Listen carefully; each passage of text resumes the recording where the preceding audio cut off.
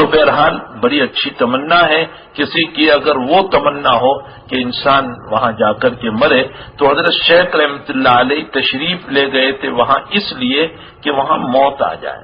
10 سال رہے حضرت، 10 سال۔ میں ایک عجیب و غریب بات آپ کو سنانا چاہتا ہوں، حضرت 10 سال رہے۔ حضرت کا معمول یہ تھا کہ کبھی بھی مواجہت شریفہ میں سلام پڑھنے نہیں گئے۔ مواجہت شریفہ جانتے ہو، جہاں سے لوگ سلام پڑھنے جاتے ہیں نا، حضرت کا چہرہ مبارک مواجہت شریفہ، جہاں سے ہم سلام پڑھنے چلتے، حضرت 10 سال میں کبھی بھی وہاں سے سلام پڑھنے نہیں گئے۔ حضرت کا معمول ہمیشہ تھا حضرت شیخ رحمۃ اللہ علیہ کا کہ پائتی کی جانب نبی علیہ السلام کے پاؤں مبارک کی طرف، وہ جگہ اب بند کر دی گئی ہے، یہ جو صفہ ہے نا چبوترا، اس چبوترے کے پیچھے وہ جگہ اب تو بند کر دی۔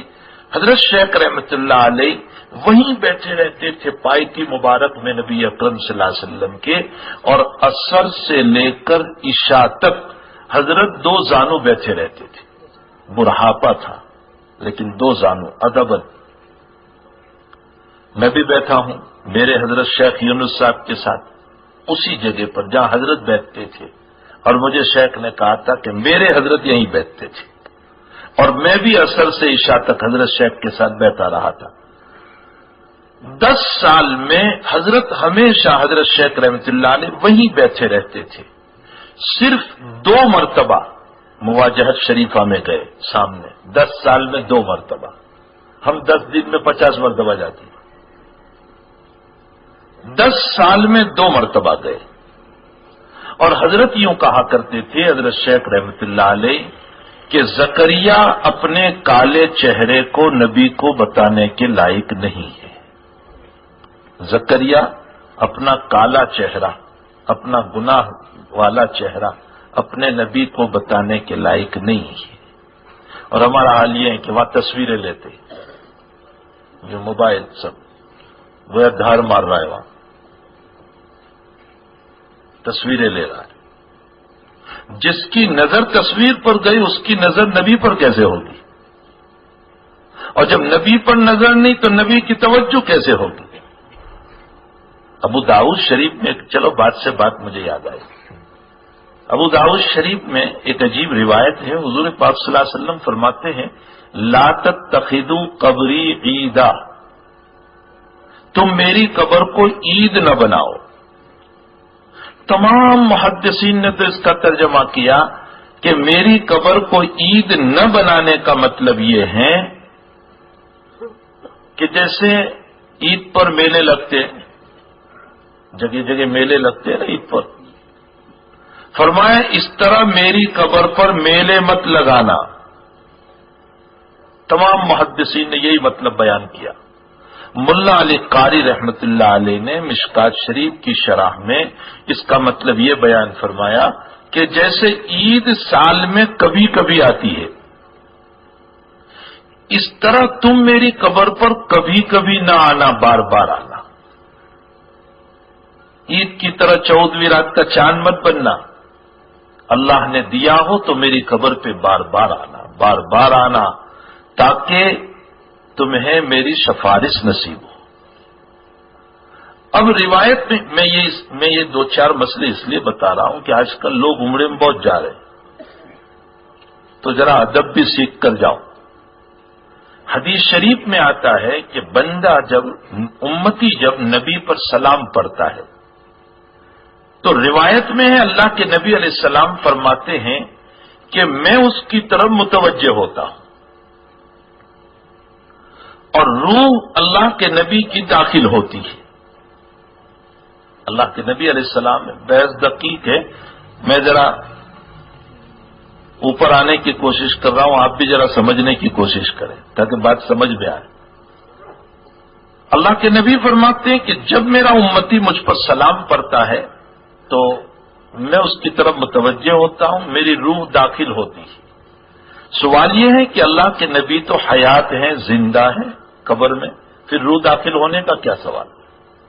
اس کا جواب یہ ہے کہ اصل میں نبی حیات ہیں لیکن آپ کی روح قبر مبارک میں ہر وقت اللہ کے ذکر میں مشغول ہے. دعوت و تبلیغ کا کام حضرت کا جو تھا وہ دنیا میں پورا ہو گیا. اب قبر میں دعوت و تبلیغ نہیں ہے. تو قبر میں نبی کا کام یہ ہے کہ اللہ کی طرف متوجہ آپ کا ذکر. تو نبی قبر میں ذکر میں لگے ہوئے ہیں. اتنے میں امتی جا کر سلام کرتا ہے. تو حضرت کی روح کے داخل ہونے کا مطلب روح متوجہ ہوتی ہے سلام کرنے والے کی طرف. اب سوال یہ ہوتا ہے کہ یہاں تو ہر وقت لوگ سلام کرنے والے چلتے ہی رہتے 24 گھنٹے. تو پھر حضرت کی روح ہر وقت متوجہ رہتی ہے تو پھر ذکر کب کرتی ہے؟ اگر حضرت ہر وقت سلام کرنے والوں کی طرف متوجہ رہے تو پھر ذکر کب کرتے ہوں گے اللہ کا؟ اس کا جواب یہ ہے کہ ہر سلام پڑھنے والے کا بہت غور سے سنیں. ہر سلام پڑھنے والے کا جواب نبی نہیں دیتے. ہاں یہ بات بہت سمجھ لیں. ہر سلام پڑھنے والے کا جواب نہیں دیتے. 2 صفت والے کے سلام کا جواب دیتے ہیں. 2 صفت والا. کون 2 صفت؟ ایک تو سلام پڑھنے والے میں عشق نبی ہو اور دوسرا سلام پڑھنے والے میں اخلاص ہو. جو اخلاص اور عشق کے ساتھ سلام پڑھتا ہے اللہ کا نبی اس کا جواب دیتا ہے. لاکھوں پڑھنے والے ہیں وہاں پر، ہر ایک کا جواب نہیں دیتے. بس جو اخلاص سے اور عشق سے پڑھے گا اس کی طرف نبی متوجہ ہوں گے، باقی اوروں کی طرف متوجہ نہیں ہوتے ہیں. رہ گئے سلام پڑھنے والے، سب کو سلام کا ثواب ملتا رہے گا لیکن نبی کی توجہ نصیب نہیں ہوگی. ہمیں چاہیے کہ مزار اقدس پر بڑے ادب کے ساتھ جائیں، بڑے ادب کے ساتھ. تو حضرت شیخ رحمت اللہ علیہ صرف 10 سال میں 2 مرتبہ مواجہت شریفہ میں گئے. 2 مرتبہ، صرف 2 مرتبہ. ایک مرتبہ حضرت مولانا یوسف صاحب بنوری رحمت اللہ علیہ جو پاکستان میں ہے، بنوری تعاون میں مدرسہ جو قائم کیا ہے، بہت بڑے علامہ انور شاہ صاحب کے شاگرد رشید ہیں. وہ تشریف لائے تھے تو حضرت شیخ رحمت اللہ علیہ نے ان کے کندھے پر ہاتھ رکھا اور ان کے کندھے پر ہاتھ رکھ کر ان کے پیچھے پیچھے چلے سلام پڑھنے کے لیے. اور ایک مرتبہ حضرت مولانا اسد مدنی صاحب رحمت اللہ علیہ وہ جب وہاں پہنچے تھے تو ان کے کندھے پر ہاتھ رکھ کر ان کے پیچھے پیچھے سلام پڑھنے چلے. یہ 2 مرتبہ.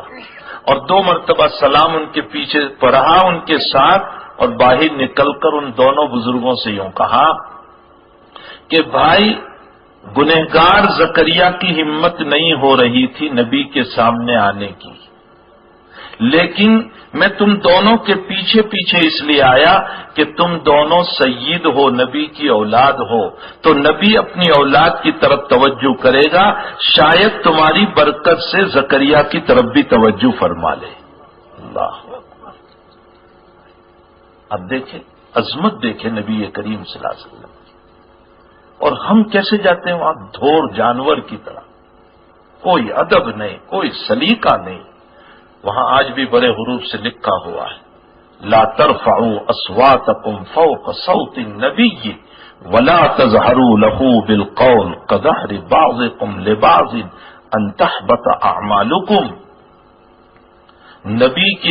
نبی کے سامنے زور سے مت بولنا، زور سے وہاں سلام پڑھنا ممنوع ہے، یاد رکھنا. اور آگے فرمایا تم میرے نبی کو ایسے نہ بلانا جیسے تم آپس میں ایک دوسرے کو بلاتے. اے محمد، اے قاسم، ایسے مت بلانا میرے نبی کو، ادب سے بلانا، یا نبی اللہ، یا رسول اللہ، ادب سے بلانا. اور اگر تم زور سے بولے یاد رکھو ان تحبط اعمالکم، میں تمہاری ساری نماز، روزہ، زکوٰۃ، حج کے ثواب کو بیکار کر دوں گا. ان تحبط اعمالکم معمولی چیز ہے. جب نماز، روزہ، زکوٰۃ کا ثواب اس نبی کے سامنے زور سے بولنے سے چلا جاتا ہو تو پھر نبی کا مقام کتنا اونچا ہوگا. ایسی ذات افضل. حضرت شیخ کی بات، چلیے بات سے بات مجھے یاد آئی.